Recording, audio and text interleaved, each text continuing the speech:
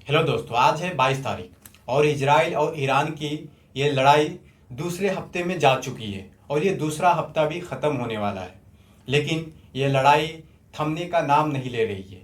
ये लड़ाई धीरे धीरे करके और ज़्यादा एस्केलेट होती जा रही है। डोनाल्ड ट्रंप ने 2 हफ्ते का टाइम लिया है।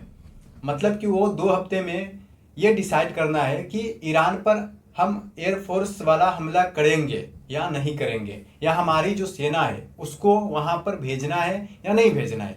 जो भी फैसला करना है उसे 2 हफ्ते बाद करना है। ये जो 2 हफ्ता है, डोनाल्ड ट्रंप इसमें क्या अचीव कर सकते हैं।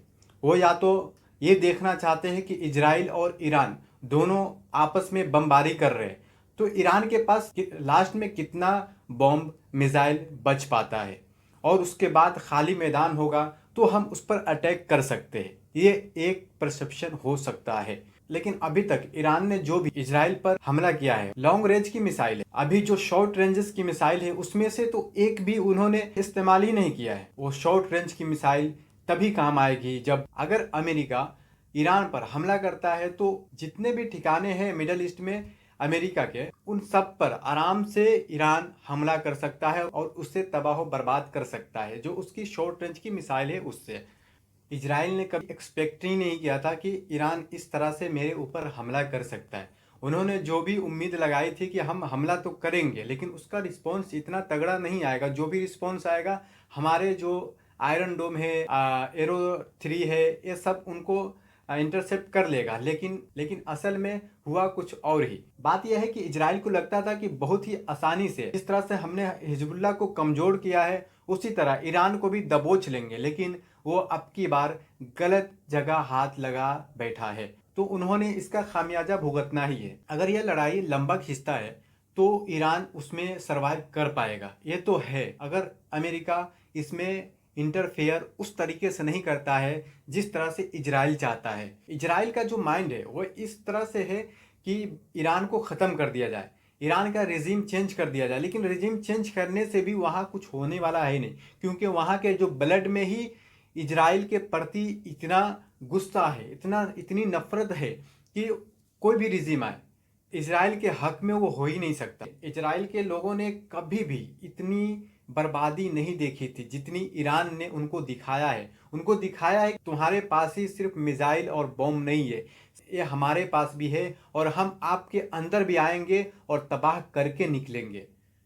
700 इनोसेंट पीपल इजराइल के वार से ईरान में मर चुके हैं और 3000 लोग इंजर्ड हो चुके हैं। और वहीं पर इजराइल पर जो इजराइल ने अलाउ नहीं किया है कि वहाँ की तस्वीर और वहाँ की वीडियोज बना के कोई सोशल मीडिया पर डाले, ऐसा कुछ नहीं होने वाला है। वहाँ से पूरा कंट्रोल्ड है, पूरा का पूरा कंट्रोल करके रखा हुआ है उन्होंने।